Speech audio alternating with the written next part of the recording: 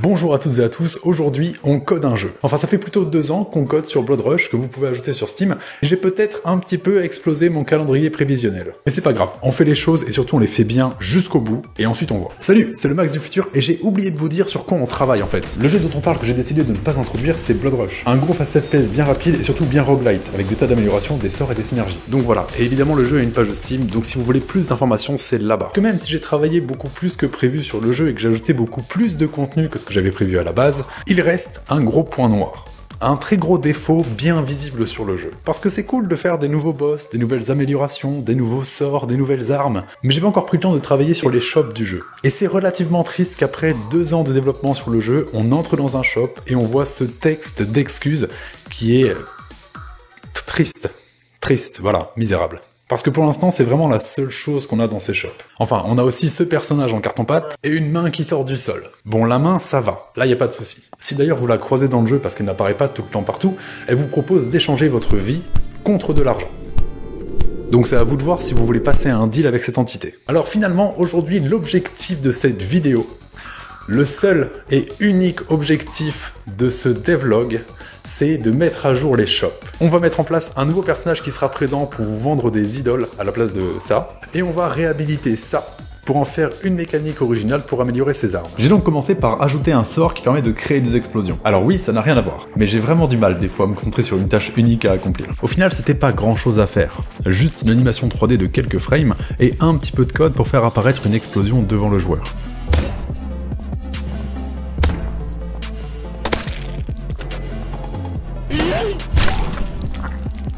Et pour savoir à quel endroit on fait apparaître l'explosion, j'ai juste besoin de tracer une ligne qui part du point de vue du joueur, qui va dans sa direction, et à la première intersection avec le décor ou avec un personnage, je déclenche l'explosion à cet endroit-là. Et là, il y a un problème. L'idée de base, c'était juste de faire une chose, améliorer les shops. Dans Blood Rush, chaque arme a différents niveaux avec différents bonus. Et il serait formidable de pouvoir les améliorer pour atteindre ces niveaux. Parce que pour le moment, ils sont dans le jeu, mais pas vraiment accessibles. Et puisque je ne suis pas du tout en retard pour faire le jeu, on ne doit pas faire un, mais 2 marchands distincts avec 2 mécaniques différentes. Je vais donc ajouter Prométhée et Épiméthée. Les deux sont radicalement opposés dans leur approche. Épiméthée, c'est le plus simple des deux. En échange d'une forte somme d'argent, il saura améliorer votre arme sur le coup jusqu'à un certain niveau. Par exemple, je peux aller le voir avec une mitrailleuse, et en échange d'une certaine somme d'argent, il me rend la mitrailleuse améliorée, donc plus 1, et avec une cadence de tir 15% plus élevée. C'est simple et direct. Prométhée, lui, c'est un peu plus compliqué. Il saura améliorer votre arme contre une très faible somme d'argent, mais ça prendra du temps. Donc évidemment, ça sera pas du temps que vous aurez à attendre dans le jeu.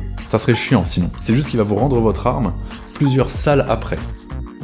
Enfin, un aigle vous rendra votre arme.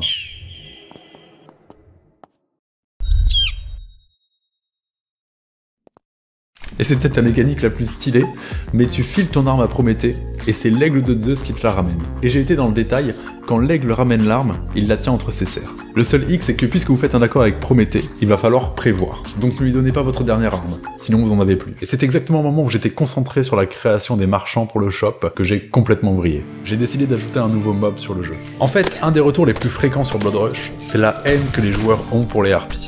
Les harpies sont très présentes dans la première zone du jeu, et... Attendez, parce qu'entre temps j'ai fait un petit truc, maintenant quand on fait du dégât à une harpie, on a des particules de plumes. C'est vraiment un tout petit détail à la con, mais je suis vraiment content de ce que j'ai fait, alors je voulais vous le montrer. Du coup, oui, voilà, il y a beaucoup de harpies au début du jeu, et ça pose un problème. Dans la première zone, tout le monde court après le joueur. Les assassins sprintent vers vous, et les harpies volent dans votre direction. Donc la logique de la première zone pour beaucoup de joueurs qui débutent, c'est la fuite. Et le jeu est quand même beaucoup plus fun quand on décide de foncer sur les mobs pour les exploser. À partir de maintenant, vous allez donc affronter des arbres, ce genre d'arbres. Ma solution pour équilibrer la première zone, c'est ça. C'est d'ajouter ce mob qui ne va que très peu bouger et tenter de rester à distance du joueur. Ça sera donc au joueur de faire usage de ses capacités de mouvement et de l'abattre. Ce mob là, c'est pas du tout une menace. Il est pas du tout fait pour. Il peut seulement te lancer des châtaignes. Et il prend feu super facilement. C'est probablement le mob le plus facile à tuer du jeu.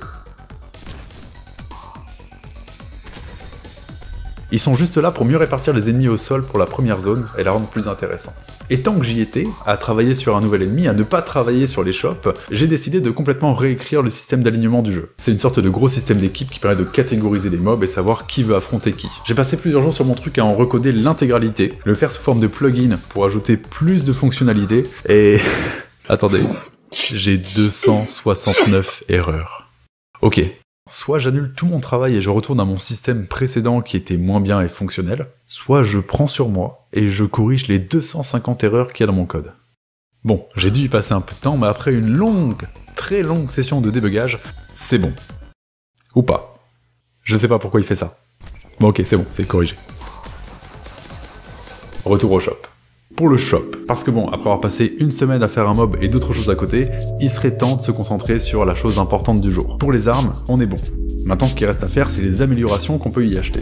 De base, dans Blood Rush, on trouve régulièrement des reliques qui permettent d'équiper des upgrades. Alors, dans le shop, on trouvera des idoles qui serviront à un objectif similaire. Donc j'ai codé un petit truc qui me permet de placer des supports pour le shop. Je peux régler le nombre et l'endroit où se placeront les podiums, c'est super pratique. Et voilà, quand le jeu est lancé, les items du shop se placent aléatoirement et on voit ce qu'on peut acheter. Par exemple, j'ai ajouté la clé d'Éloi qui permet de faire apparaître plus de portes à la fin de chaque salle. Ou alors j'ai ajouté la palme de Maurice, et cette idole là vous permet de recharger vos armes plus vite quand vous ne les tenez pas. Précédemment, on a vu qu'il y avait dans le shop ce modèle 3D là. On va l'enlever. C'était juste une donne avec une texture blanche, nous on veut un vrai modèle 3D spécifique pour le shop. Donc j'ai fait mes recherches, j'ai passé un petit peu de temps dessus, mais voilà ce qu'on a. Je vais pas trop en dire sur elle, j'aimerais bien qu'il ait un petit rôle dans le jeu, mais je suis pas sûr d'avoir le temps, donc pour l'instant c'est muet, mais on a le visuel et c'est ce qui compte. En parlant de visuel, rien à voir, mais j'ai profité du fait de faire le devlog pour améliorer visuellement les explosions. Je vous mets une comparaison à l'écran au ralenti, mais puisqu'on les utilise de plus en plus dans le jeu, autant avoir un visuel qui est plus sympa. Enfin voilà. Et pour finir avec le shop, on peut enfin supprimer ce texte. Enfin, on a globalement un shop avec la main qui échange de la vie contre de l'argent, les titans qui améliorent vos armes et les améliorations qu'on peut acheter. Il a uniquement fallu 2 ans. Mais bon. J'ai pas fait que ça. Effectivement, j'ai fait énormément d'autres choses parce que depuis un moment, je travaille sur la suite du jeu. Bon, le t-shirt vert, c'était peut-être pas très mal. C'est-à-dire que je vous montre des trucs en vidéo, mais il y a plein d'autres choses que je fais à côté. Je travaille sur les prochaines zones, sur les prochains mobs, sur les prochains boss, et évidemment, je vais pas vous montrer ça dans les devlogs. Le but ici, c'est de vous montrer l'avancement du jeu, mais pas de vous spoiler complètement. Bon, éventuellement, je peux vous montrer ça. Juste un détail, c'est pas sa tête son point faible. Et évidemment, j'ai encore fait plein d'autres changements sur le jeu qui ne relèvent pas du spoiler. J'ai pris le temps de recoder pas mal de systèmes qui me servent pour Blood Rush, mais qui sont assez génériques au final quand on fait des jeux. Et j'ai décidé de les mettre en vente sur internet pour m'aider à financer Blood Rush. Le plus important sur le jeu, ça reste quand même les pieds. Les sandales n'étaient pas à l'endroit, donc j'ai réécrit tout le système et la méthode pour attacher des accessoires aux personnages, et surtout ça me permet de mettre les sandales correctement sur les pieds si précieux des personnages. Suite à la démo, j'ai eu des retours comme quoi les gens se rendaient pas forcément compte quand on appliquait un effet élémentaire à des mobs. Donc maintenant que vous appliquez un effet élémentaire à un mob, il y a un gros symbole qui s'affiche pour vous dire que oui, vous l'avez bien appliqué, votre effet élémentaire. J'ai recodé le système qui va faire bouger les personnages quand on leur tire dessus avec de la physique en C++. C'est pas une nouvelle feature, le jeu est cassé. Et il va falloir que je répare ça pour pouvoir passer sur Unreal 5, parce que je vais devoir le faire prochainement, et mon PC va pas tenir la charge. Récemment, j'ai ajouté 16 Go de RAM en plus pour arriver à un total de 32, mais ça va pas le faire. Il va me falloir un nouveau PC. Donc LDLC, Top Achat ou quiconque, si vous voulez me sponsoriser un PC, ça serait bien. Ça coûte cher. En tout cas, merci beaucoup d'avoir suivi cette vidéo jusqu'au bout. N'hésitez pas à ajouter le jeu à votre wishlist sur Steam. Je le redis, on est actuellement à 10 000, et si on pouvait atteindre le milliard, ça serait incroyable.